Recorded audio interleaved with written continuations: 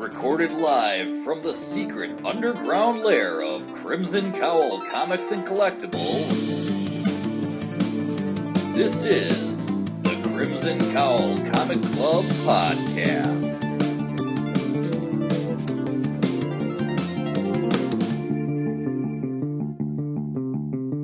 The following issues may contain spoilers. No one knows her secret identity. We only know the name the press gave her. I'm Anthony. I'm Kirby.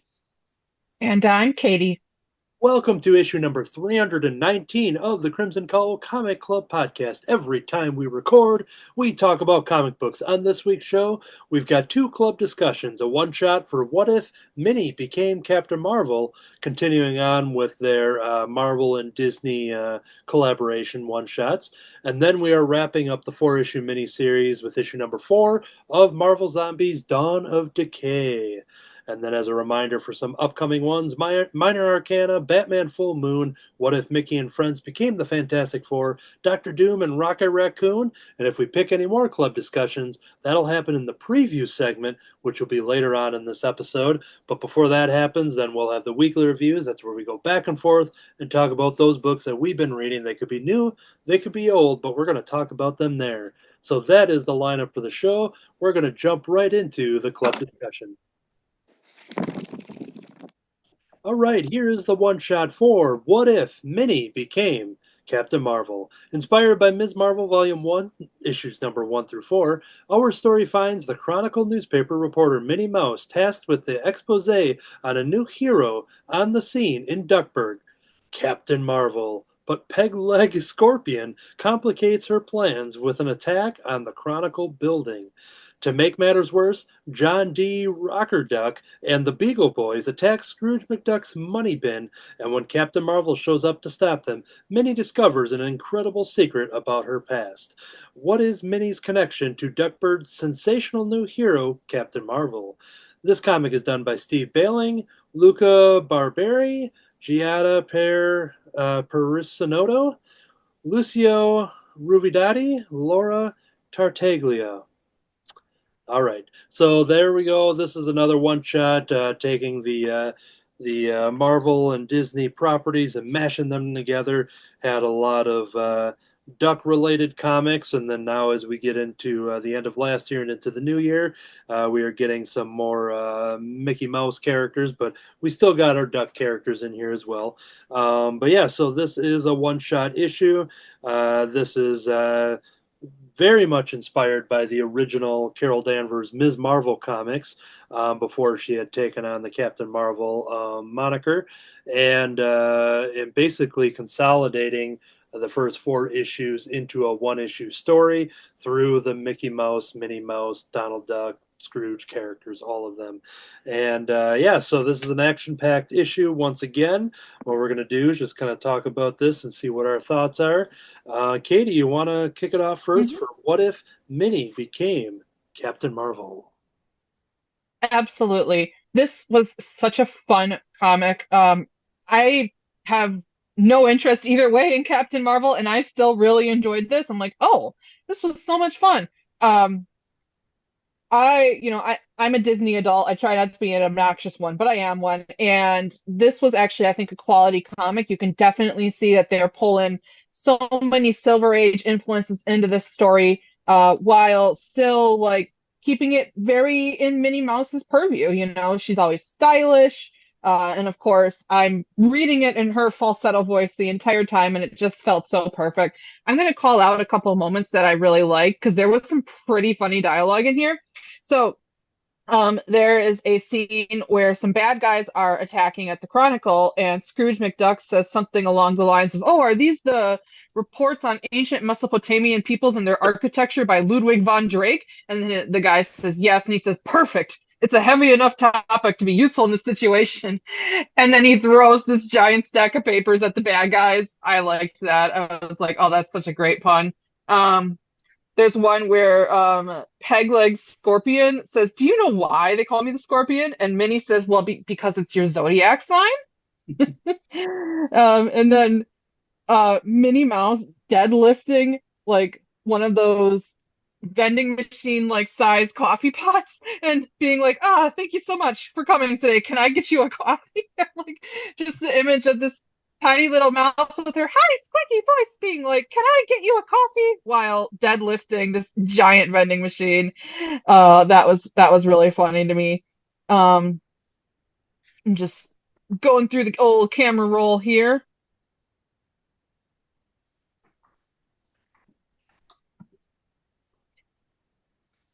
I know where that panel was, but I'm trying to find it as I flip through myself to show that off for the YouTube audience. Which Yep. panel? And then on the following page, Scrooge McDuck says, no, that machine was a rental.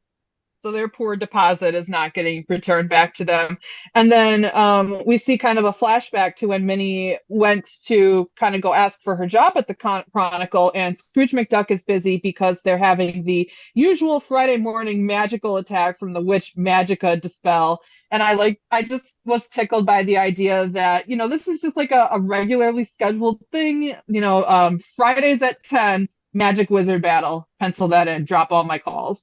I thought that was funny. And then the ending was so good where she says it, feels marvelous or it's been marvelous and she winks at the camera. So cute. I wasn't actually sure if Minnie Mouse was going to be the right character for this type of series, but she really pulled it off, and I like that they pulled in different elements of Minnie.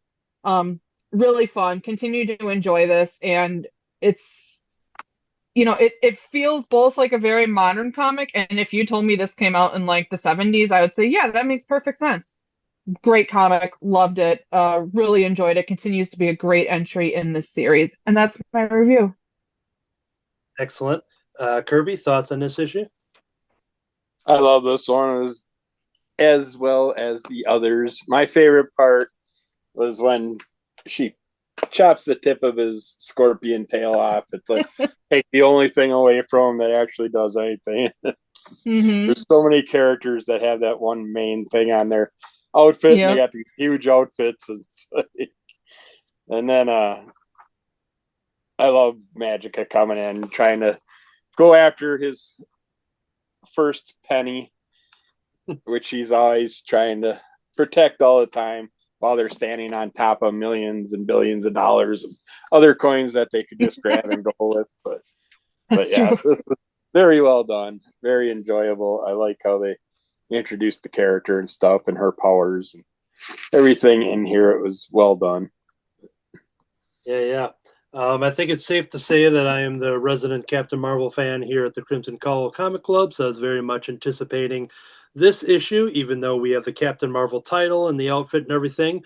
What was really cool is taking that source material from the first Carol Danvers Ms. Marvel comics. While I've read them years ago, I didn't have enough time to reread those four prior to this recording, but I did start browsing through them, and I picked a couple panels here and there.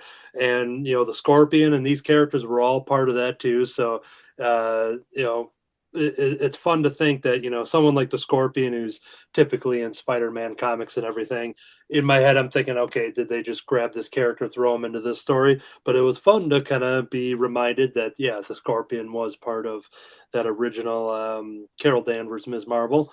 And Ms. Marvel, Carol Danvers at that time had worked at the a women's magazine. She was the editor at the women's magazine, and it was basically like kind of like a subset publication of the Daily Bugle. So kind of bringing in the Chronicle and kind of doing all that kind of stuff and having Scrooge McDuck, feel kind of like a J. Jonah Jameson in that way, have him in that kind of role. It was very fun. And so everything that I was kind of, as I was flipping through those old pages, it was fun to kind of see some of the stuff that they were pulling out, much like the big robot character. I forget the names of some of these characters here, but that too was another one. It was just one of those random Marvel villain characters, like some Doomsday bot or something like that, like something to that effect in the original comics. So it was fun that they just found a cool replacement and found a spot for those to take those four issues and put them into one and still have it read as a fun adventure. So yeah, I also very much loved it, and I thought it was great to to see the idea of Minnie not knowing, she's hallucinating, not having the memory Yeah. that she is the superhero until she's, hit with the rays, and some of that stuff from Hmm. my memory is from the original stuff, because she had originally, in the original Captain Marvel book, Marvel, she was hit with a ray and got her powers, and then she was in some of those issues for a while, and then I think there was probably a couple years until she got her own book where they just go like, "Hey, let's bring Carol back into this thing," because she was Hmm. an Air Force member and stuff like that in those books. And so when they brought it into her first original book, they kind of started anew and brought some new lore to her and start building the character before she then, became Ms. Marvel for the decades, and then became Captain Marvel now for well over 15 years now too. So taking all of that lore that they have and just kind of throwing that in here and kind of pinpointing what kind of story to tell, I thought that was real interesting to kind of go back to the Ms. Marvel days, but then reappropriate it for a Captain Marvel, current Hmm. current fandom and stuff. So yeah, yeah, what Katie called out with that, with all those files, the case files or whatever, that was probably my favorite gig. Just talking about the Hmm. weight of that, and that was, yeah. It's a heavy enough topic to be useful in this situation. So that was my moment of the issue as well. So, Yeah. any other thoughts that people had to throw in yet? Yeah. Well, there's a scene in a flashback where she says, "Oh, I wonder, did I make the right choice quitting my movie blog for this newspaper gig?" And it just tickles me because at the time that this is set in, newspaper reporting was actually a steady job. Now it's not so much so, but even in today's dollars, newspaper reporting is gonna make you more money than your movie blog. So I'm like, I think you did. I think this was a good decision. You made a right choice. And as I've said for all of these, they would make fantastic action figures, and I think this would be the best one yet. Yeah, I would buy all those in a heartbeat. So Hmm. cool. All right. Then I think that will do it. So yeah, thankfully we this won't be the end of these kind of crossovers, because as I mentioned for the club discussions, we will have one that I think is in my next shipment for the "What If Mickey and Friends Became the Fantastic Four." So yeah, I hope this just keeps on going and get a cool Hmm. collection, because I think for anybody who's maybe checking out these reviews, haven't dipped into these one shots, I think an eventual collection of all of these things would be an amazing hardcover book to Yeah. own. So, awesome, awesome stuff. And like the other issues too, it's always cool just getting the stuff in the back matter of the sketches and concept things and everything like that. So it's fun to kind of get some of that material in there for some bonuses. So, Hmm. all right, that'll do it for What If Minnie Became Captain Marvel.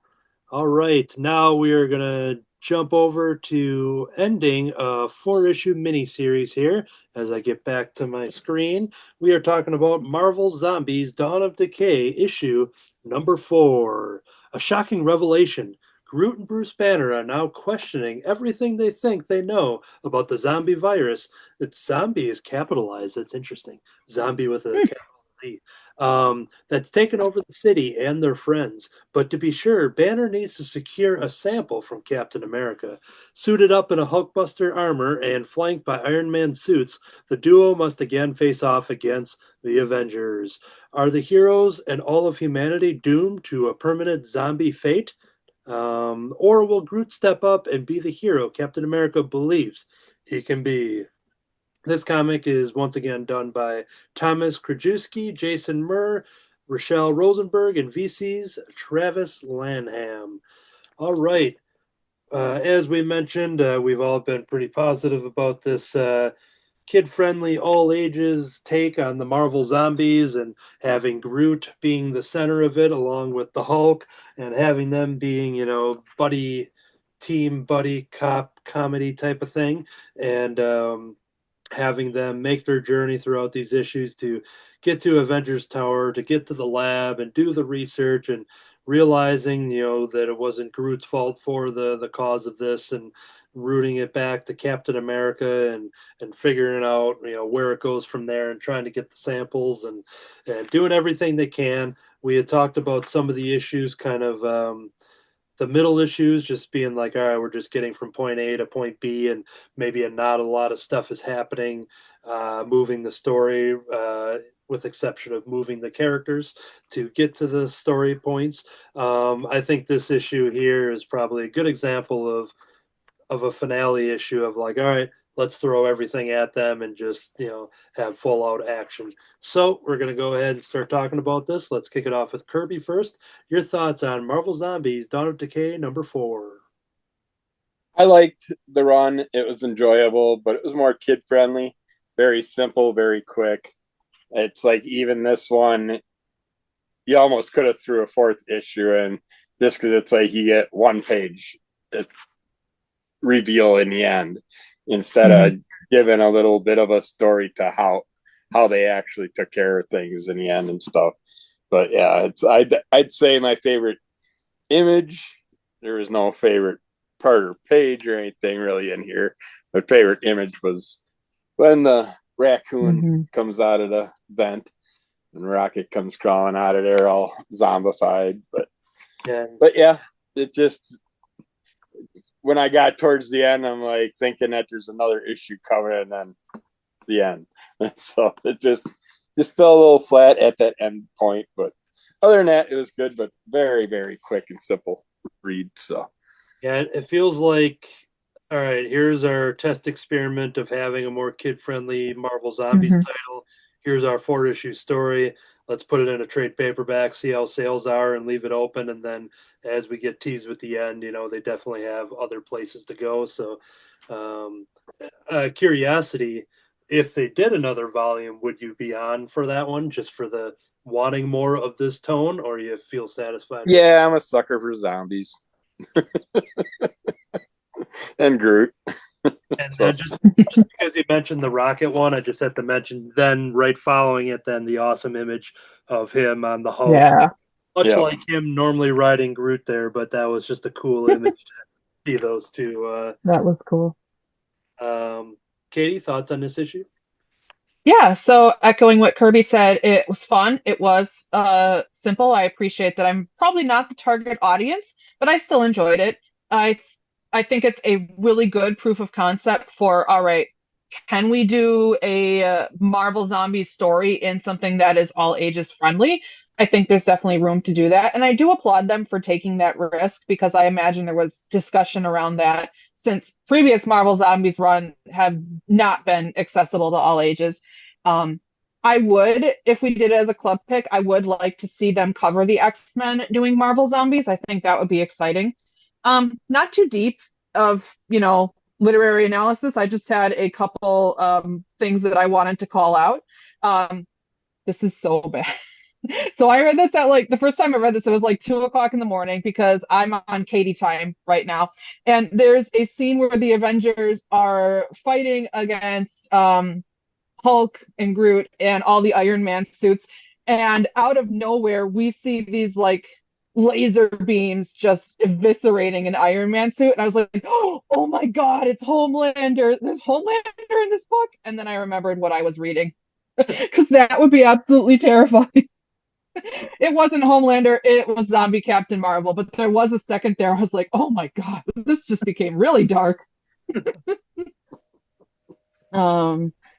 then there was just a couple moments where I'm like, hey, good job for using a big word like incapacitate in a kid's book. That was good. And I also noticed that they were making a point of saying, well, no one's getting seriously hurt here. It's going to be non-lethal combat.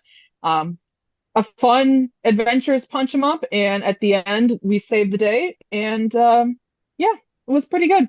No complaints. Would recommend to young readers or anyone who wants a simple Marvel Zombies comic. There we go. I think the one thing with kind of setting up all the Iron Man suits and seeing that, knowing that these are all going to be playing out, and Hulk gets, into the Hulk Buster, all of that stuff. I thought there was going to be a moment where Groot suited up in an Iron Man suit.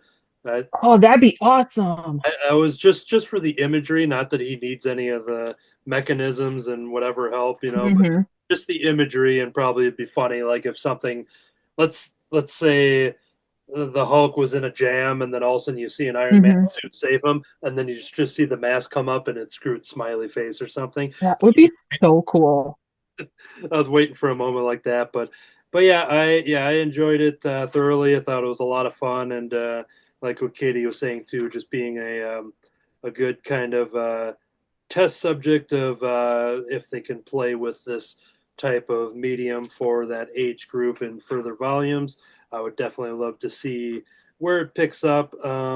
Knowing that we have the X-Men just waiting there and everything, and the Marvel universe is so big, so there's so many avenues they can go down with this kind of target audience. But yeah, I don't know what else to add other than I think this one is just a lot of fun, just having a lot of action. Cool seeing Captain Marvel jump into this issue, and especially after reading some Minnie as Captain Marvel, and so getting two good moments there. And yeah, any other thoughts before we close it up?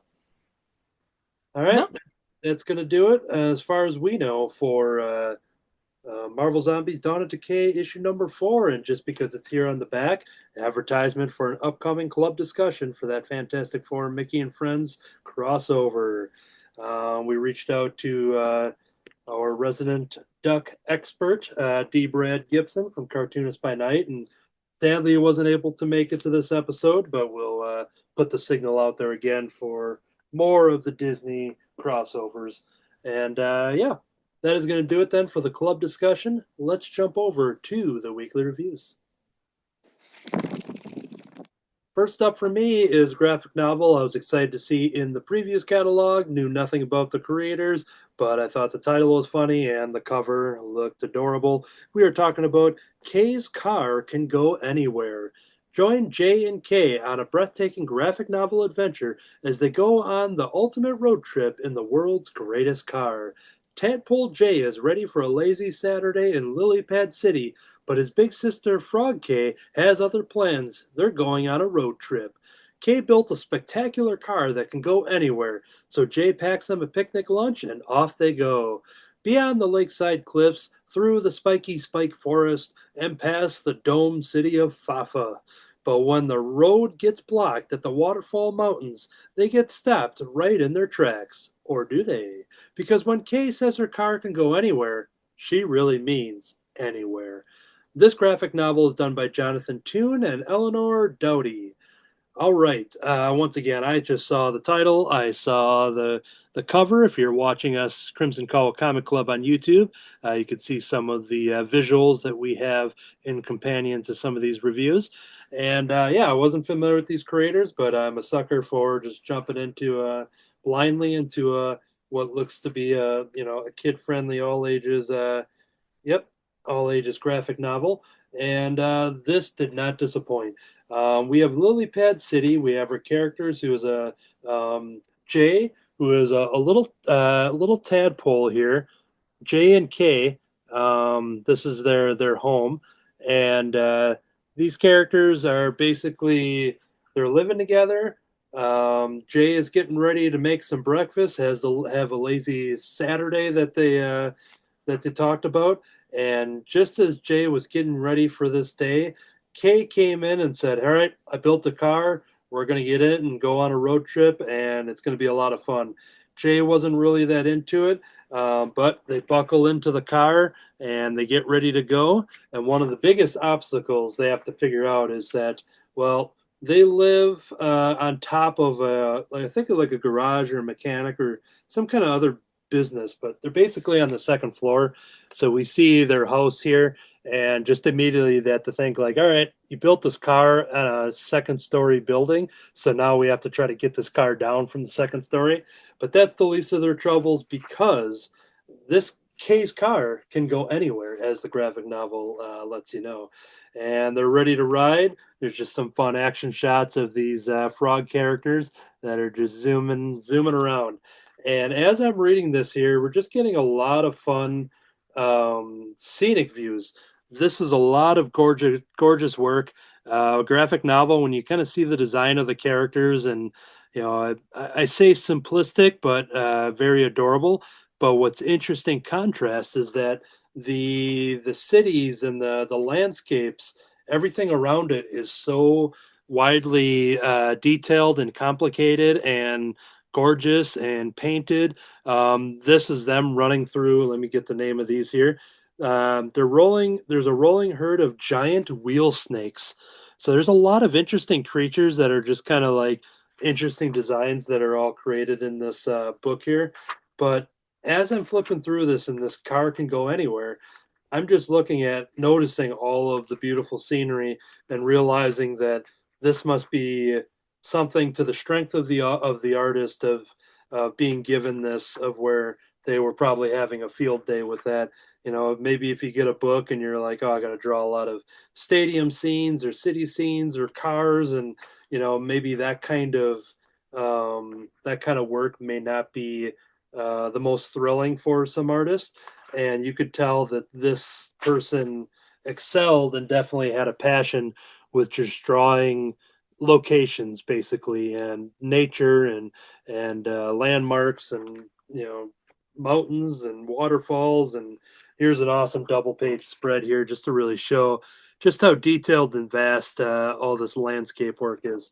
What was interesting, I'll wrap up the story synopsis tease, and then I'll get into the artist. And so, yeah, Jay, this whole time during the road trip, once again, is just kind of having a bad time. Kay's just off on an adventure, doesn't really care about possibly getting into a jam where they can get back home. Jay's very worried that they're just going to be stranded somewhere. Jay has packed a picnic and all of these specific things, but Kay's really not paying attention to him at all. She just has her eyes sight on this adventure that they're going on. And it's interesting that every time they come up to an obstacle on what Kay can do to continue to modify the car to live up to the title that it can go anywhere, no matter where they are. So yeah, that is kind of what I want to set up there. Is a lot of fun.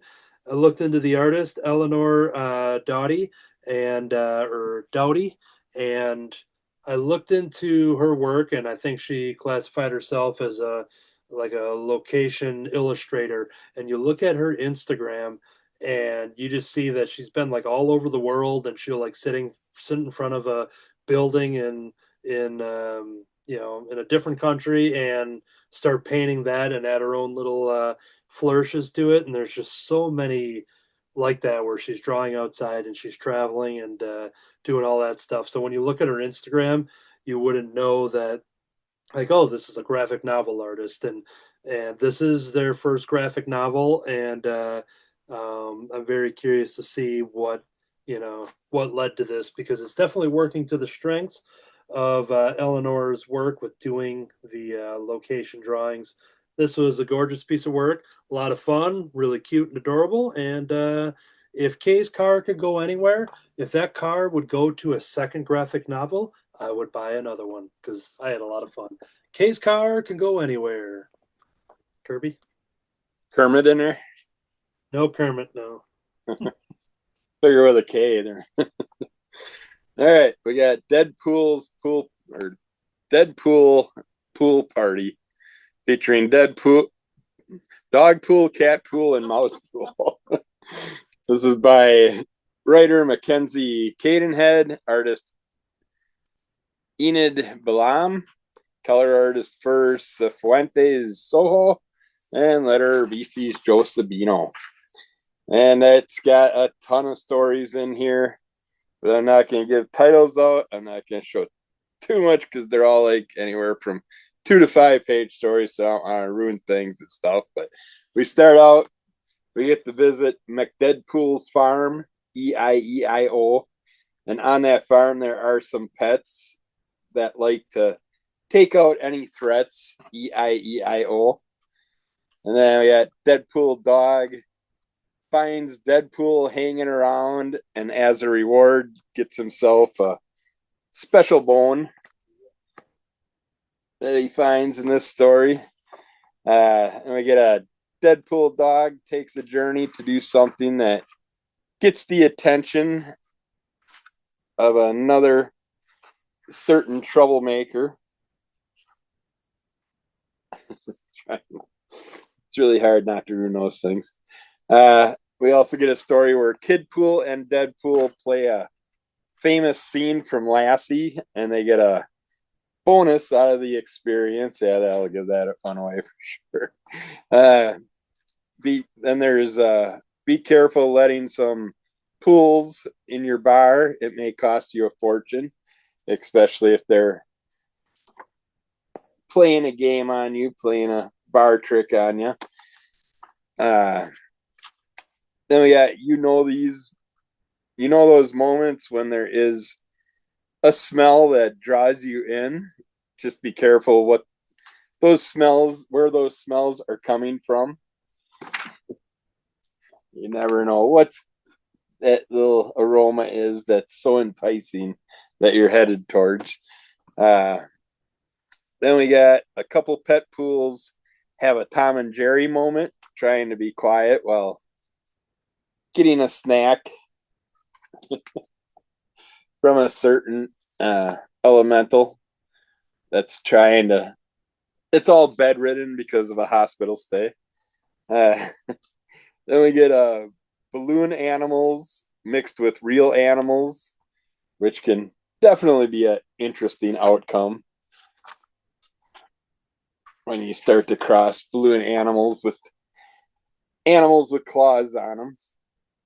And then we got the creator discussing some possible changes, and certain pool related pets have other ideas because they're thinking about getting rid of some of the pool pets because they're getting a little too hungry, too demanding, and costing the company a little bit too much money.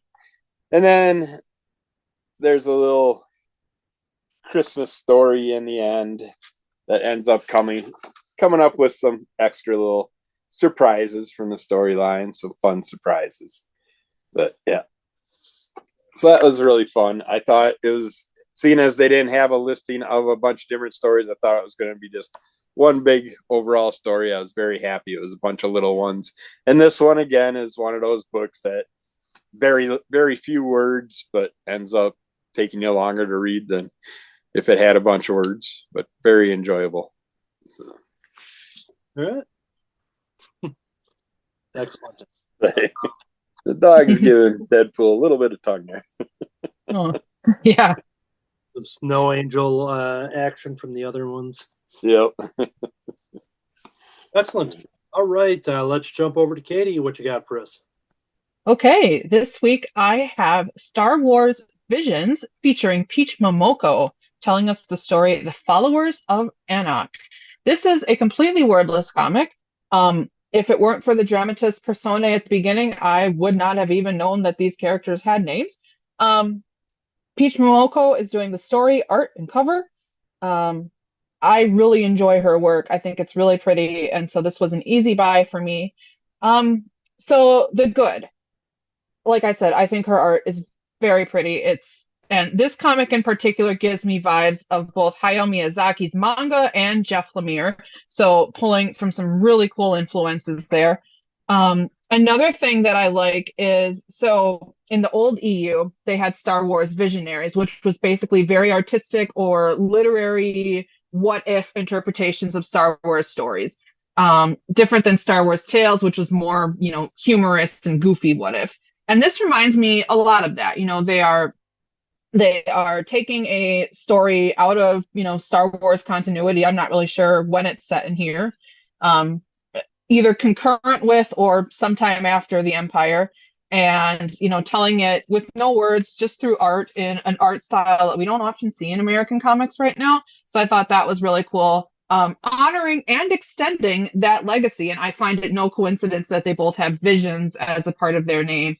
The story, as I can tell, is there is a dark side cult that has kind of sprung up. They're not Sith. They are more a little closer to the Night Sisters than they are Sith. And the followers of this cult are praying and worshiping and interacting with their leader, who has this. It's really well done, but it's super gross. It's like visceral, like almost like optic nerves or like in coming out of their body, and it latches onto the followers and I don't know, steals their souls or their force essence. Really weird. It definitely gives you a visceral reaction, but it totally works. And our main character, whose name is Cacao or Keiko, Kako, is kind of in the crowd witnessing this, but she doesn't really believe this or buy into it, and she's pretty weirded out by it. So she assembles a team of characters that appears that the next time that they interact with this cult and the next time they have a religious service, she's going to fight and challenge their. It's both it feels like it's both their leader and their god, so their spiritual figurehead. And then they have a fight, both using the power of the Force. And then at the end, she busts out a yellow lightsaber and stabs the bad guy. And then it looks like all is well, and everyone's going to go back to their daily lives. But a priest of this cult or a follower comes, and the evil dark side powers transfer from the old figurehead to what's going to be our new one. The not so good.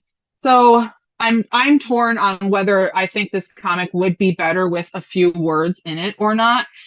I'm like 50-50 because the art is really awesome. Clearly they're doing something that is meant to be a little more experimental, but also I've read a lot of Star Wars and even I was like, what is going on in this comic?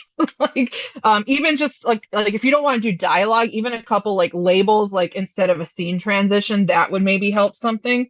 There's some truly cool imagery in here where like this giant head is being stabbed by a spike, and just like force energy is coming off this deity. It's wild stuff, incredibly imaginative. And then the, I feel like a third of this book was advertisements.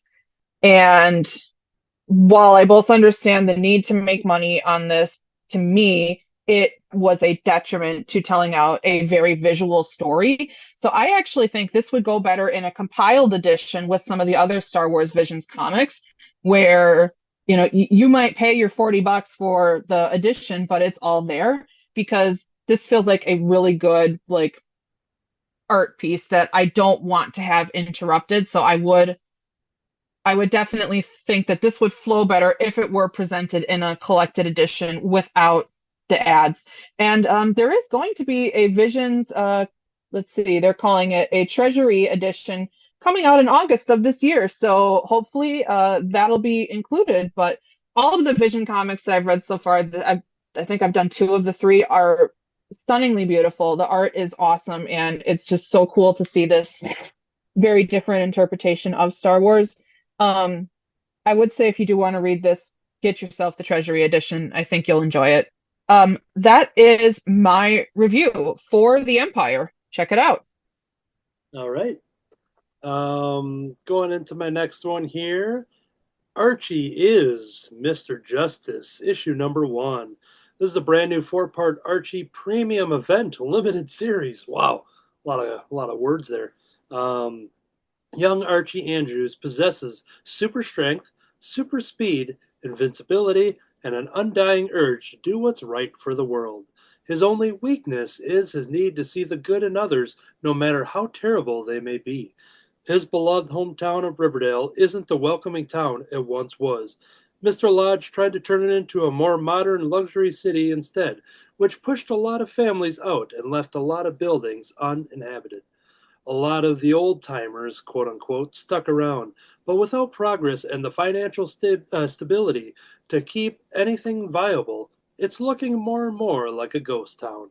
Archie's goal isn't just to restore Riverdale to its former glory, it's to bring it to the future, too. And in this first issue, we learn of how Archie became Mr. Justice, all from the perspective of his best friend, Jughead Jones. This is truly a love letter to the best of Archie for fans of the series, like Whatever Happened to the Man or Tomorrow, Man or Tomorrow, and Invincible.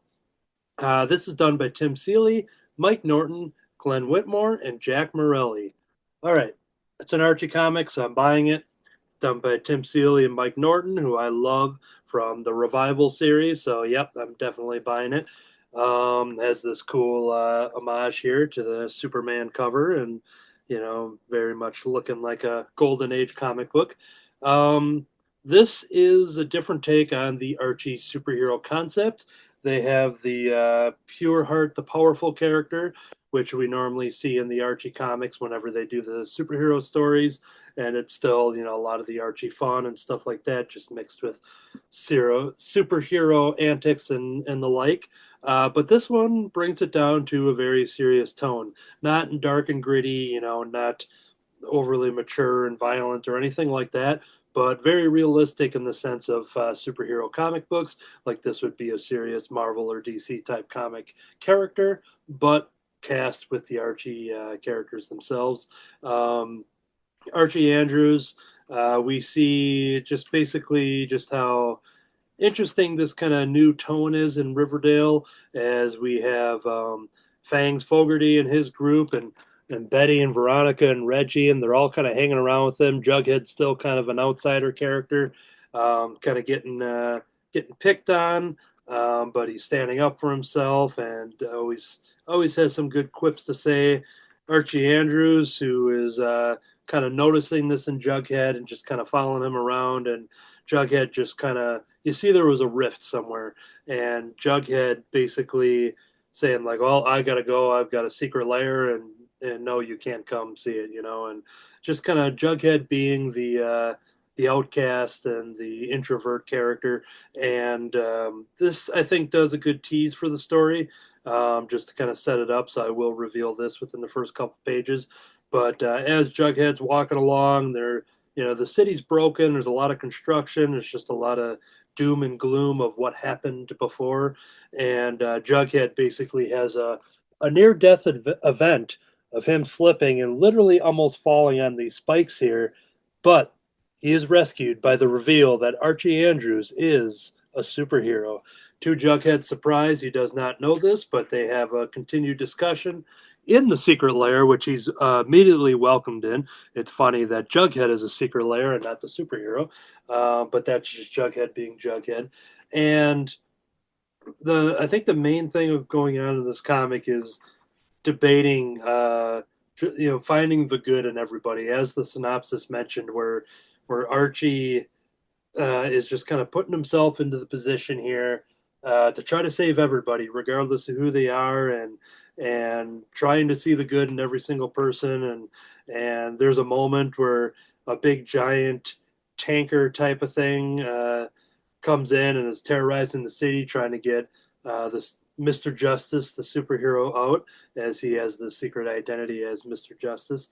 And there's a moment where he's ready just to kind of stop this guy, but Jughead does kind of pause him a little bit, being like, if you do this is going to put you in a certain a viewpoint in the world. People are going to look at you in a different way, and you're going to, kind of attacking your country in a sense, if you were to go up against this thing without mentioning what it is, just to keep it a secret for anyone who wants to check it out. So there's just a lot of dialogue between Jughead and Archie, and once again being narrated from Jughead's perspective. Very interesting. I wouldn't say fun. It's not a fun issue. It's not meant to be a fun issue. Doesn't have a lot of the antics you would expect from Archie comics, but I think it was a welcomed addition, especially with the creative team in this here, to see what they're going to do. The interesting tease for the next one doesn't ruin anything from the story, but next, apparently, what feels like is going to be told from Veronica's viewpoint. It's a 4-issue miniseries. We got Jughead's viewpoint. It's teasing that next it just says Veronica. So I think we're going to dive into Veronica's relationship with Archie and Mr. Justice, and most likely Betty. And will it just be Archie for the 4th issue? I honestly don't know, but I think that is an interesting, unique take on this series is that each one is going to have a different viewpoint from one of our core characters. So, this was a surprising issue. I just once again got it just because it's Archie Comics and that's what I do. But I think I got a lot more out of it than I expected to, with the kind of tone and the seriousness that they were bringing to it, without making it over the top and Archie horror type serious, So yeah, it was an interesting experiment. They have a lot of cool covers. I know I just pre-ordered one, I think, for the current catalog that is kind of like the Spider-Man No More cover of him, the classic cover of him walking away. And so there's a lot of like cool superhero homage covers and stuff like that, which I think is very fitting for the kind of golden age and silver age stories that they're looking to tell with the Archie characters. That is, Archie is Mr. Justice, issue number 1. Kirby? Yeah, that's one I didn't jump on, but good to hear about it. So we will see. I got Terror and Fury, number 1 of 3. Got writer Joe Bruscia, artwork by Jordi Tarragona, colors by Walter Pereira, and letters by Taylor Esposito. This is a couple new characters being brought into a few different worlds, but mostly the world of Goat Man and the Bunny Man, characters that I've been doing lots of reviews on recently. Here's your 2 main characters. He's basically a character that died and doesn't know how he got brought back to life or what's going on, trying to remember a lot of his past and everything like that. And then Fury she's very amped up, very ferocious. She does most of the fighting in here because he's still trying to understand his body from being revived. But basically the story starts out with Terror going over why him and Fury are doing what they're doing, and he's newly dead and trying to understand it. She's a wild woman and is good at what she does, while there's a third person that's also included in this group in the beginning. This gal here, her name is Vesper. We seen her in the last Goat Man, Bunny Man, Pig Man story, because they bring that up in here. The organization is I can't remember the whole layout of it, but it's Shade, SHADE is the organization name. But we learned about them in the Goat Man, Bunny Man. It was the one, I think it was the one where they were collecting all the furries at the time and stuff like that. But then they had to hunt them characters down to save the end of the world because they thought they were going to set off the end of the world. And they ended up not getting those 3 characters, but those 3 characters saved the world. And now the organization's coming down on her again because she's trying to train these 2 and get them to fill in the spots. And they're building a whole new team based around some superhero style characters. And in this, they focus a lot dealing with vampires along the way right now that are trying to basically come up with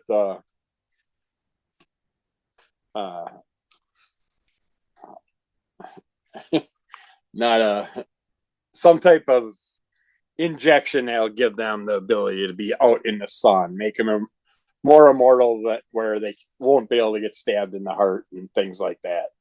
But it's interesting. I really like the 2 characters. I don't know who the other characters will end up being in this along the way, because they do show a black. Oh, that's Terror. Okay, that's how he was beforehand. They show a couple cards and they have a bunch of other character cards underneath that I think he's planning on building like a 5 or 6 person team of heroes they're gonna take over for their organization, for the Shade organization. But yeah, this was fun. I'm glad I picked it up. I wouldn't have if it was over 3 issues probably. So I'm glad they made it a 3-issue run, and looking forward to seeing where the characters go and how they cross over with the Goat Man and the Bunny Man, because I've been really enjoying those. So see what happens. All right. Well, that is going to do it for the weekly reviews, but we do have another segment, and that is the news. And now, the news.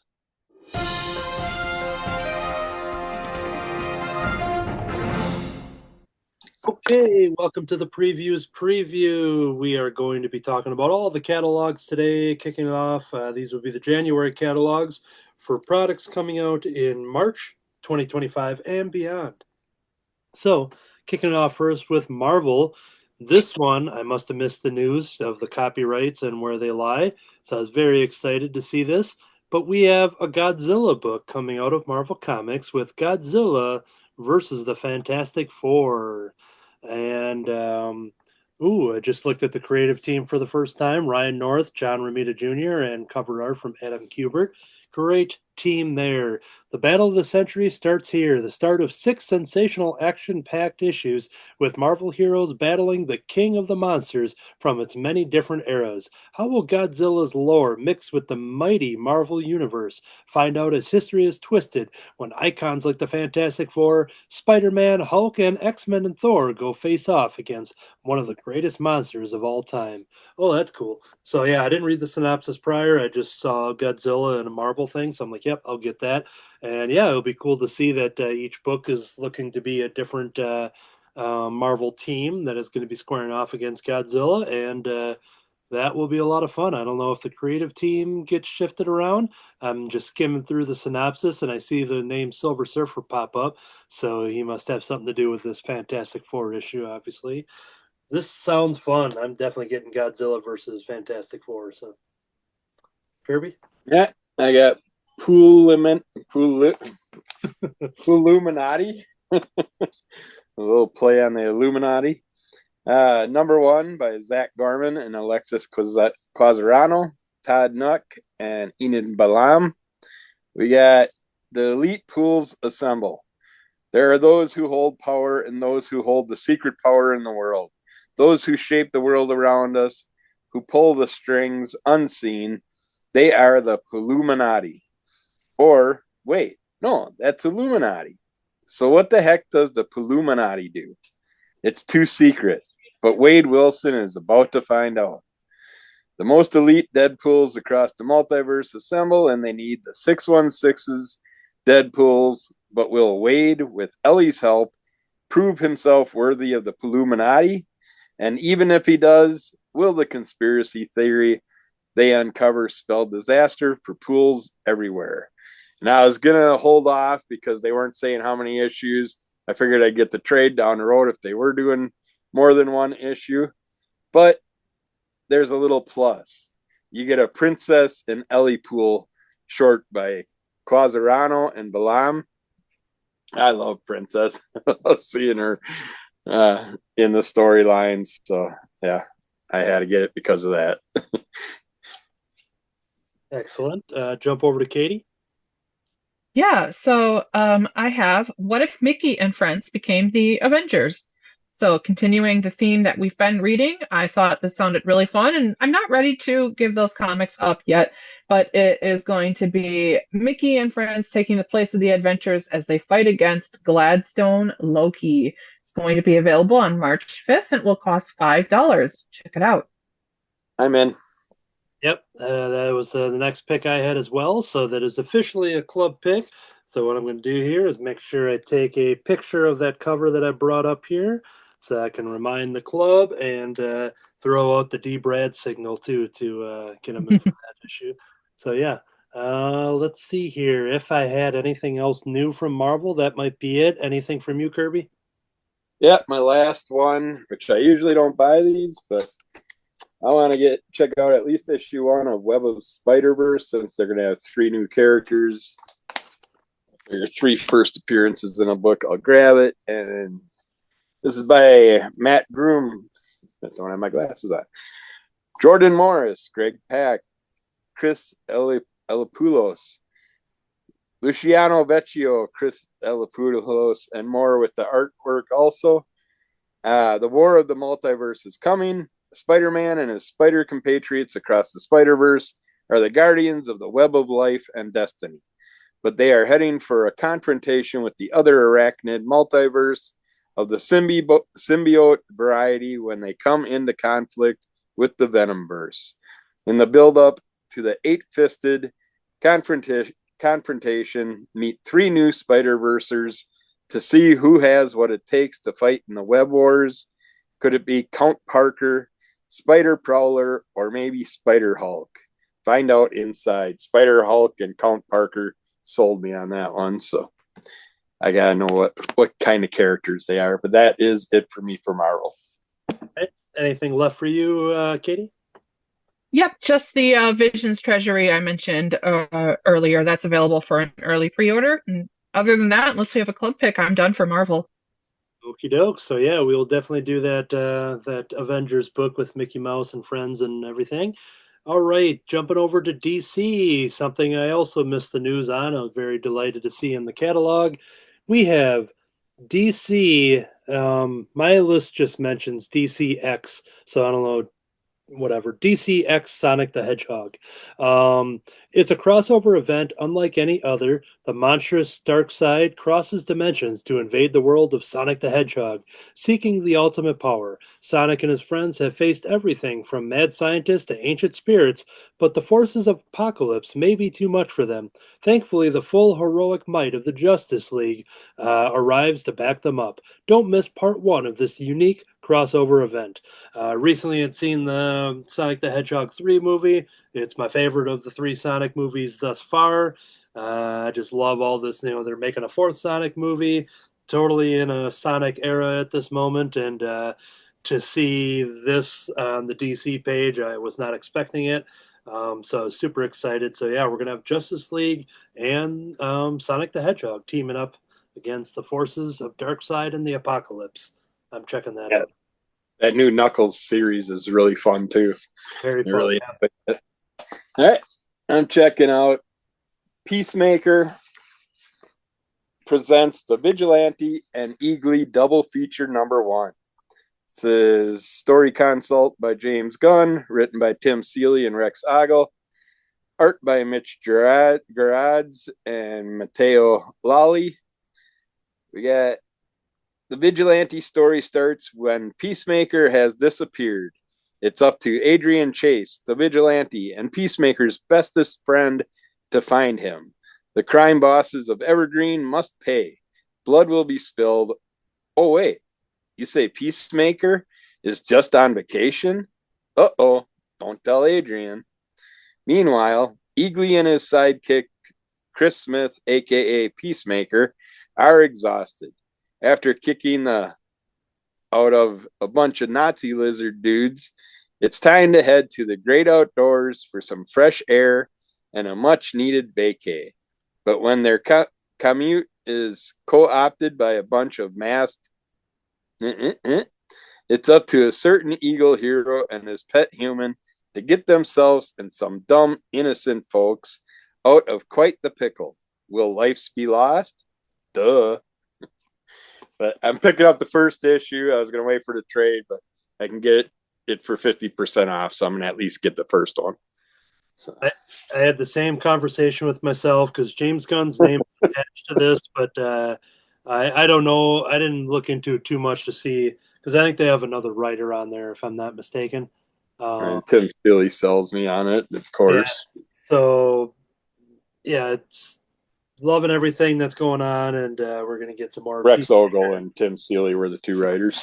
So, yeah, James Gunn probably just like an overall, like a creative, whatever, overlord of it all. But, yeah, very much excited for that. Katie, anything from DC? I do not have anything from DC, but I am open if we do a club pick. Cool. This one here, maybe it's on Kirby's list, but I only have one more, so let's give it a shot here. Are we talking about the Harley Quinn fartacular silent but deadly? Calling all sickos. This one is for you. This is through Harley's voice here. I've been holding in my very worst bits of bubble guts for the last 32 years, and it's all been leading up to this epic expulsion. Your nose will never be the same. You'll gag. You'll cry. You'll feel things you ain't never felt before. This fine publication is a this fine publication is a celebration of all things past, present, and future. Okay, sequential art's place in the annals of history. Oh boy, I didn't read any of this ahead of time. Is about to change the release of the Harley Quinn Fartacular Silent but Deadly, a comic that promises to have the highest concentration of gas per page, which is, of course, GPP, as we all know, ever committed to print. Emphasis on committed, because everyone who worked on this comic is getting thrown into Dr. Fartley's home for no good gassy gals and guys. Read the comic that Abraham Lincoln called a joy from fart to finish. Moments before he died. Oh wow, he got that out before. Yeah. Warning: we aren't kidding. If you are grossed out by farts, then this comic isn't for you, and that's perfectly okay. Though I'm judging you, unless you want to put your feelings to the test, in which case this comic is for you. All right, Harley. It's great that they let her write all of her own synopsis in these catalogs. You know, it doesn't happen too often. One of the covers that I'm getting here. What's the famous painting of the finger holding up and reaching out, or the hands reaching out, touching the fingers? Is that like a Michelangelo or something, or a Da Vinci or something? Or whatever. Yeah, if Shelly was here, she'd know it. But yeah, the guy sitting on the cloud with his hand out, touching God's hand. I'm looking at it digitally on the computer. I don't have my physical catalog with me, but it's Harley Quinn in that pose, and there's a hand reaching out to her. Well, that could show it. There it is. But it's her sticking out a finger, just waiting for that hand to pull the finger. So it's oh boy, Harley Quinn. All right, yep, that is what I'm getting. Kirby. That was my last pick, also. But I just wanted to mention, when people were first showing this off to me, I got all excited, but not a single person said anything about this, which drove me nuts.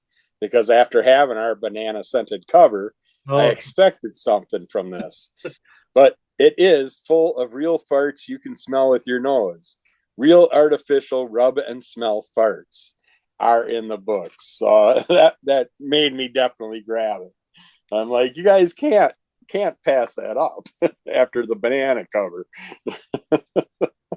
This will be one for the ages for sure. So this is one of those. I didn't look at all the covers, but this would be one perfect if they had a blank cover. I don't know if those are available, but no, just those three covers is all I'm seeing for it. I think that would have been a great opportunity to have all of your favorite artists to do their take on what this could be. So, yep. Was that it for you on DC then? Yep, that was it for me. As well as Katie. All right, there we go. And Katie, you want to kick us off with the independent catalogs on what you have? Happily. So, one of my favorite recurring series is putting out a trade. We have Lady Mechanica, trade paperback volume 2.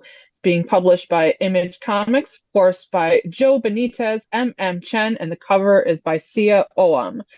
Lady Mechanica tries to escape disturbing revelations about her past by embarking on a dangerous hunt for a mythical lake monster that's been terrorizing a remote village in Siberia. But are any creatures more dangerous than monsters that lurk within the mind? I enjoy this series so much. I have the trades, and I think the art is so beautiful. It's incredibly detailed. So I'm okay with being like 2 to 3 years between arcs. I'm like, you know what? Take your time, let them cook. If you like steampunk or kind of like Victorian style sci-fi, I think you'll really enjoy this series. It's one of my favorites. I have it pre-ordered. It's going to be in shops on March 12th, 2025, and it's going to cost $13. And that was actually my only really new for sure gonna buy from the previews. There was another one that I thought looked interesting, but it's being published by a company that is not paying their artists, so I feel morally conflicted about supporting that. But yeah, Lady Mechanica, trade paper volume 8 coming out soon. You can get 1 through 7 right now. Check it out. All right. This one here very much falls in the category of me seeing an adorable title and an adorable image. We're talking about Baby Bear's Bakery graphic novel. And now this is the first time I'm seeing it says volume 4. I'm guessing this is a manga that I was unaware of, but I guess I'll look into it once. But this is Baby Bear is the best baker you may have ever heard of. Why? Well, while Baby Bear can bake the tastiest cakes and the most scrumptious desserts, he's also a baby, so his business sense is a little lacking. Join Baby Bear as he grows. As he grows his cake empire. So yeah, I look at this cover and there's like a little waiter and he's this little baby bear with a chef hat and sitting out at a windowsill. It just looks really adorable. But yeah, this I see the Japanese lettering on the cover here, but I misread the that it's a volume 4. So this is something I can probably look at now and see what Baby Bear's Bakery Volume 1 looks like. But that was just a title that grabbed my attention. So Baby Bear's Bakery.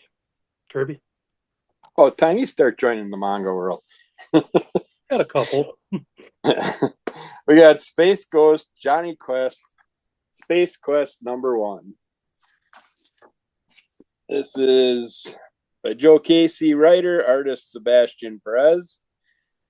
The Quest family is legendary for how far they'll go in the spirit of exploration and discovery, but their latest mission is literally out of this world. Johnny and the gang are brought in to investigate a mysterious, potentially extraterrestrial spacecraft that has been found by the government and brought to Area 51. Of course, where there's spaceships, there's bound to be aliens, right? But what Team Quest finds in this particular UFO is a far cry from the usual little gray men, and it's under the jurisdiction of a literally higher power space ghost. So what happens when the defender of the spaceways and the world's most famous boy adventurer cross paths? The greatest entertainment event of the 21st. Yeah. I enjoyed the Space Ghost and all the stuff that's been coming out by the Hanna-Barbera crew. And I just started reading the Future Quest run. I'm 2 issues into it so far, and Space Ghost and Johnny Quest join up in there. So I'm looking forward to seeing what they do with this one also. Cool. Then over to me then. This one, Archie comic title. This is one that I was actually going to pass on because typically anytime the Archie Comics does like some of the fairy tale type stories, those usually aren't the ones that I enjoy that much. But then I saw a variant cover titled Beauty and the Burger with Jughead and Betty sitting on a burger. So I'm going to give this one a shot. Brand new story when Mother Striga invites Betty and Veronica into her enchanted cottage to become her apprentices. The duo discovers an ancient grimoire filled with the tantalizing spells that promise to fulfill their deepest desires. But when a little potion brewing goes awry, hilarity ensues as unexpected transformations unfold. So even though this Beauty and the Burger would probably have nothing to do with it, it's a fun, fancy cover. It looks cool enough. So I am now going to get this comic because of that cover. So that is Betty and Veronica. I don't know if I said the title. Betty and Veronica, Friends Forever, Once Upon a Time. Right, Kirby? Yeah. I got Red Sonja Attacks Mars. I believe I have the trade Mars Attacks Red Sonja from the past. So she obviously didn't do a good job and she has to go finish the job. But this is writer Jay Steffens, which I was very happy to see. Although I'm kind of bummed because artist-wise, we have Fran Strucken, which is great, but I would have liked to seen a Jay Steffens cover, which we aren't getting, surprisingly, in this set. But while serving out a life debt, Red Sonja uncovers a sinister prophecy of cosmic foulness from beyond the stars. To stop the imminent destruction of the world, the she-devil with a sword must trek from the desert south of Harkania all the way to the northern shores of the Viliet Sea to face down the insidious invaders from Mars. Not to mention the Serpent Men, metamorlocks, and ancient angry monster gods that she meets along the way. So yeah, Mars Attacks is always fun. There you go. This one here is probably going to be geared to a much younger audience, but I seem to enjoy those and kind of see what's going out there on the kid literature market. This is called Dino Poet. Get writing or get eaten. Dino Poet is on a mission to write the first great poem ever. His lunch, a prehistoric frog, is also on a mission to not get eaten. So when Frog tells Dino Poet that his poems stink, he decides lunch can wait, for now. The two set off into the wild world, chasing life, chasing poetry, until a T-Rex starts chasing them. So yeah, Dino Poet, I like that title. Interesting little cover. A dino with a pen and a pad of paper, and the little frog just kind of hanging off its tail, and there's a T-Rex just barely eating them. But yeah, this is looks interesting. I don't know much about this, but it does say it's from the Tom Engelberger, from the New York Times bestselling creator of the Origami Yoda series. I remember seeing that title. I don't know what that is, but yeah, this sounds like a lot of fun. Dino Poet. Kirby? I got Valiant Beyond Bloodshot #1, written by Moira Mantella and art by Fernando Hines Furukawa. A new era of superhero storytelling begins here. Designed as the ultimate jumping on point, the Valiant Beyond line of comics are absolute must-reads that will energize your love for superheroes. A powerful new drug is unleashed on Japan and has set the underworld ablaze. There's only one force strong enough to stop the BS. And he's not looking for an invitation to start kicking butt. I love that cover. Image of Bloodshot, but I don't know why they don't show it here, but I'm getting the black back version of it. Hopefully they still are putting it out, but yeah, I've been enjoying that character, the newer version of it. Some of the older stuff I couldn't get into. All right. Next up is another graphic novel called Sib Squad, SIB, Sib Squad. The youngest of 7 siblings, Lucy, Bruce, and Oliver, are sick and tired of being told that they are too little to do the things their older siblings do. In a bout of bored frustration, they band together to form Sib Squad, a club of their own dedicated to having amazing and mind-blowing adventures. And adventures they have. In this first book in the series, the Sib Squad launches the club and at their treehouse headquarters, then find themselves drawn into multiple adventures that include wishes at a wishing well gone wrong and an unlikely encounter with a younger sibling from outer space. As young readers delve into the trio's hijinks, they will find themselves struck with uncontrollable giggles and an unquenchable desire to seek adventures of their own. So yeah, I'm looking forward to those uncontrollable giggles, and if that lives up to it or not. But yeah, real interesting design here. Looking at these characters, they're all siblings, but they're all different kind of species of characters, and I'm very interested to see what this is. Maybe it looks like a little mouse, looks like a duck, looks like a beaver character, and then there's some birds on a tree branch saying they're siblings. But yeah, this looks. This looks like a lot of fun, and this is Sib Squad graphic novel. Kirby? All right, I got Free for All #1 shot. Writer artist Patrick Hobarth. In the future, the World Finance League exists to benefit all, randomly choosing those from among the billionaires and trillionaires of the world and presenting them with a choice. Either donate half of their assets to the common good or defend them in ritual combat. Reigning champion and real estate magnate Ted Brooks has 22 victories under his belt, defending the wealth he schemed and stabbed to get. When he is forced to face his ex-wife, Luella Dominguez, in a fight to the death, Luella has been training, waiting for this moment. But will she have what it takes to defeat the man who would do anything absolutely anything to keep his fortune. I just enjoy that storyline. It's a one shot. I don't like the $8 price tag. It's like they're pushing the price high for something that could have went a couple issues instead, but 56 pages for an $8 comic. Yeah. Sounds fun though. All right, this I've seen these characters around before, but this is a Volume 1, Number 1, so I'm curious to see what this is. Sky and Ty, graphic novel, Volume 1. Meet the best delivery service this side of the Mississippi, run by no-nonsense cowgirl Sky and her slightly goofy but always dependable partner, T-Rex Ty. No task is too big or too small for this dynamic duo, and they've never missed a delivery yet. But learning to work together hasn't always been easy for them. Saddle up as Sky and Ty figure out they both can help solve a little bear problem. Hopefully, I wonder if it's that bakery bear.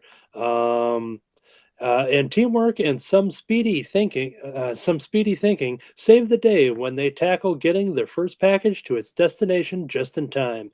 The first book in this funny and warm young chapter book graphic novel series features 2 stories rendered in vibrant 3-color art, interspersed with fun facts and jokes and activities.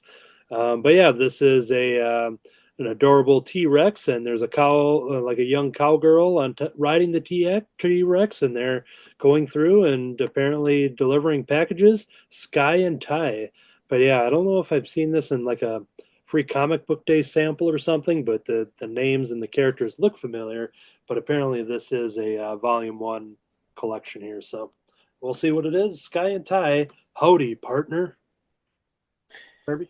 My last one is Techno Freak Apocrypha one shot. It continues the adventures of John Sherlock in this dystopian London of the 31st century. The last of the techno freaks, John, is part man, part machine, and is arguably the smartest man on the planet, and quite possibly the drunkest too.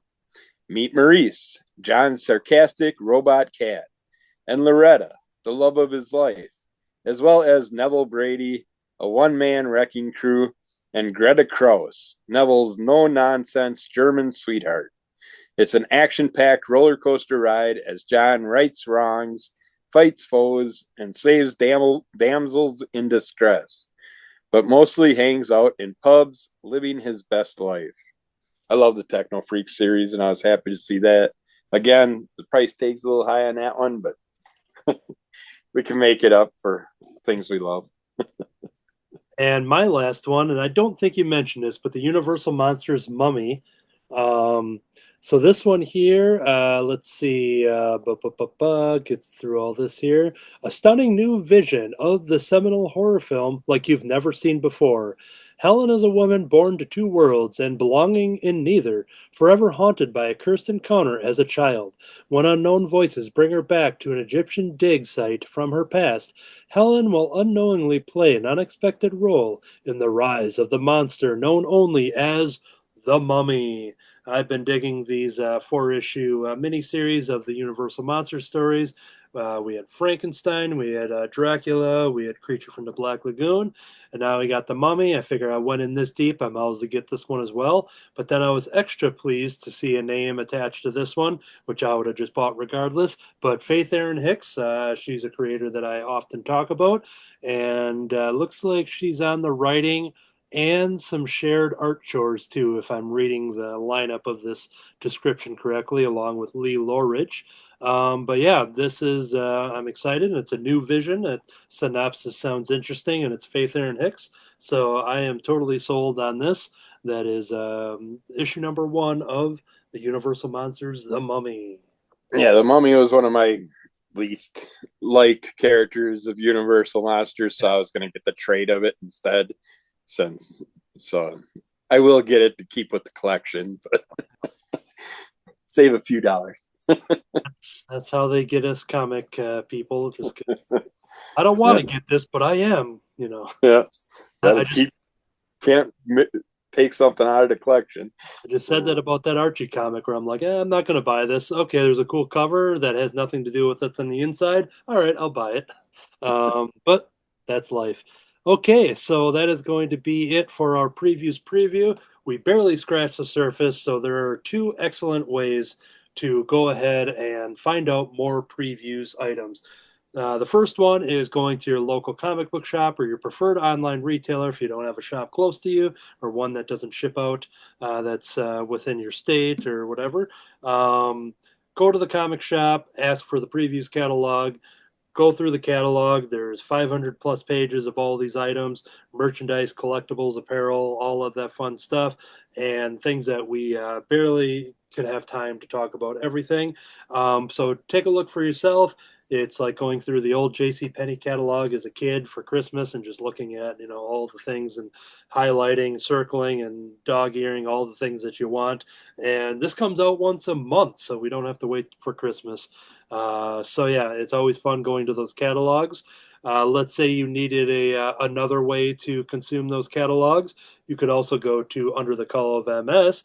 He's been putting out the episodes now for the January catalogs, going a little more in depth than we are on this club podcast here. So those are two excellent ways to get some more of the preview picks.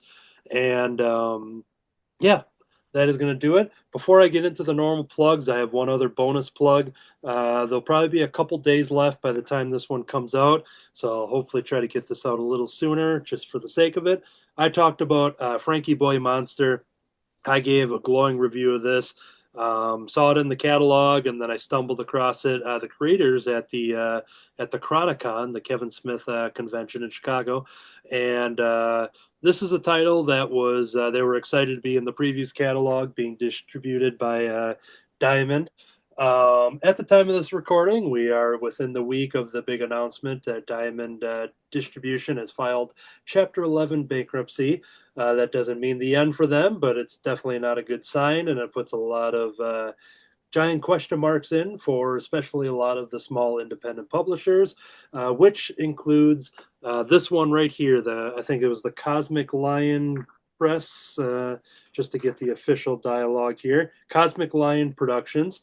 And the reason I bring this one up specifically because they have a Kickstarter for issue number 4.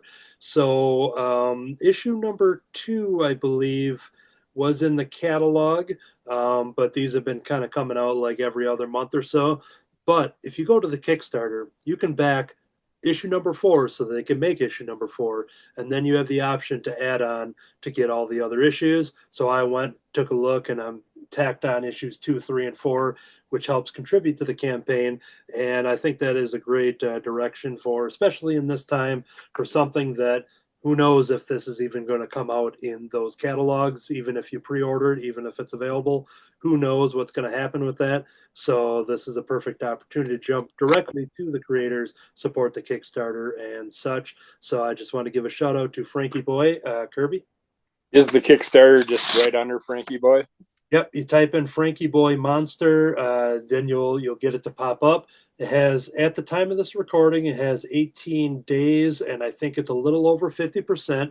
So they definitely had their strong debut. I think it was a little shorter window for their Kickstarter initial run. But yeah, so like I said, that way I can get the back issues that I'm missing. So yeah, it's it's a smaller trim comic book size. There's many options, and there's some cool posters and stuff from some very recognizable creators that have attached to this. So yeah, once I saw that pop up and then the Diamond news, I made sure I didn't have it ordered from my preferred online retailer and made sure that I'm getting them through their Kickstarter. So yeah, that's good to hear because I wanted it after I heard your review. So. It's a blast, and it's definitely worth it, especially when you're giving the money directly to the people making it. So, yeah. So yeah, Frankie Boy Monster Kickstarter. Once again, I'll get this episode up as soon as possible so that there's at least some extra time for you to check that out. Okay, our plugs real quick, crimsoncowl.com. Go there for info and original web comics. David Gloyd has parts 1 and 2 of Grave Sweeper's Spooky Stories. Those comics are to read for free. I have a preview of Rice Christopher, the next adventure on there, and there's some more Tales from the North. There's a lot of free comics to read on crimsoncowl.com. crimsoncowlcomicclub.com. If you want to listen to this podcast, then you're subscribing to us on iTunes. Crimson Cowl Comic Club on iTunes. Subscribe, rate, and review, all of that fun stuff. If you want some of the visuals to go along with that, then subscribe to us on YouTube for the full video version, Crimson Cowl Comic Club, over on YouTube. And of course, subscribe and hit the bell and comment and like. All of that stuff that helps us out. Kirby has Under the Call of MS. You want to talk about what's been going on and what's coming up? I'm sticking with my single comic book reviews coming out at least once a day. Going to try and hit every day this year, if not more than once a day. And then, yeah, just focusing on some of the things I regularly do. But yeah, I'm waiting for something that's going to happen tomorrow. And if it does happen what I think is going to happen, I might have a lot more time to put into stuff. So we'll see what happens in the future. Just check it out. We got stuff coming out every day. Those are fun little bite-sized reviews, so we're not talking about, documentary style, No, mostly under 3 minutes, except for those books with words for some reason end up being like 6-minute reviews without words. Yeah, we've been seeing that a lot lately. So yeah, definitely subscribe to Under the Call of MS wherever you get your podcast, as well as YouTube and other social media outlets. Let's see here. I've got my comic book, Writes Christopher, the Wednesday afternoon special. What's it called? The Wednesday. I'll say this. It's the Wednesday afternoon special is what it's called. This is the first time I've flubbed the title of my own book, but that's because I've been in the deep of the next special. So my brain has been over an all new adventure, not talking about that stuff that came out all the way in 2024, but that stuff's still irrelevant. You can check it out. It's called Rice Christopher, the Wednesday afternoon special. Reach out to latchkeykid@gmail.com, LAATSCH, to go ahead and order that copy. And yep, I am very close to the finish of the second special. And of course, I will never stop talking about it once it's officially out, so you'll never miss the announcement. I have an art account, Anthony Laatsch, LAATSCH, over on Facebook and Instagram. While I'm in the comic making mode, my daily art posts get less and less. But since I'm almost done making this comic, that means we're going to start seeing some more sketch cards and posts and stuff going on there. I host Cartoonist by Night alongside my friends Troy Dungara, Matt Rogers, Matt Fife, and D. Brad Gibson. We just released our latest episode with Tressa Bowling. She did a story in The Dead Man Tells the Spooky Tales. She's done some All Yeah comics, and she has her own stuff and illustrations. We talked and drew the Teenage Mutant Ninja Turtles. That was definitely a fun episode, so that is all up there. Subscribe to Cartoonist by Night over on YouTube. And let's say you didn't want to get a copy shipped to you. I had some people ship 2 copies out to Chicago this past week. They got their copies. But let's say you didn't want to deal with the mailing, even though I package them nice and tight and make sure there's no damages and do my best to make sure those goods get to you. But let's say you were in the area and you wanted to go to a comic book convention and buy that comic in person. And then you can go to this comic convention called Milwaukee Comic Con, Saturday, February 22nd, 2025, from 10 to 5. Go to mcconventions.com for information. Myself and David Gloyd will be there selling our printed comic books, stuff that you don't get to read on the website. But if you want a little taste on what that stuff is, you go to the website, read those stories, and realize there's brand new adventures that are in print. So yeah, go to Milwaukee Comic Con Saturday, February 22nd, selling art and prints and all of that fun stuff. So always excited to be at that specific location. It's my favorite show to do every single time we are there. So that is going to do it. Thank you, everybody, for watching and listening. Tell a friend about the show if you like what you see. Share the show, talk about the show, like the show, subscribe to the show. All of that stuff keeps us going. That's going to do it for this episode. This whole time, I've been a bit scorched. Other than that, I'm fine. I've been at a pool party with zombies, vampires, Deadpools. Oh my. And I've been deadlifting coffee machines.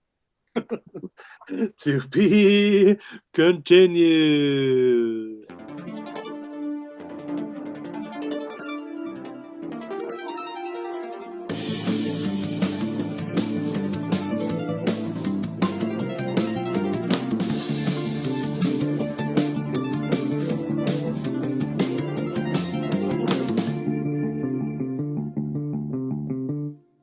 Thank you, Slimer.